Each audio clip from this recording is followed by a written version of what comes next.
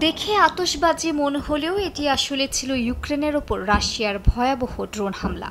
রাতভর রাশিয়ার 430টি ড্রোন ও 18টি ক্ষেপণাস্ত্র হামলায় আগুন ধরে যায় কিয়েভের বহু আবাসিক ভবনে। ঘটে হতাহতের ঘটনা। ইউক্রেনীয় কর্তৃপক্ষ জানিয়েছে কিয়েভের প্রায় প্রতিটি অঞ্চলেই বহুতল ভবন ক্ষতিগ্রস্ত হয়েছে।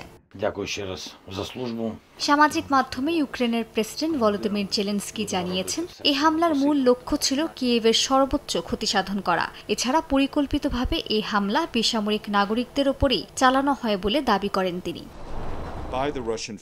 জাতিসংঘ মহাসচিব আন্তোনিও গুতেরেস রাশিয়ার এই হামলার তীব্র নিন্দা জানিয়েছেন। মুখপাত্র জানান, এসব হামলা আন্তর্জাতিক মানবাধিকার আইনের লঙ্ঘন এবং তাৎক্ষণিকভাবে বন্ধের আহ্বান জানিয়েছেন মহাসচিব।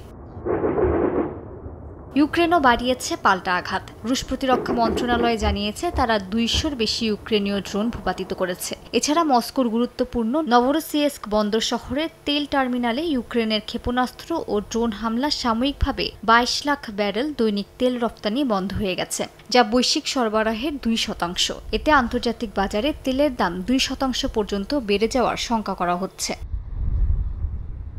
মালিহা সুহরওয়ার্দী, সময় সংবাদ।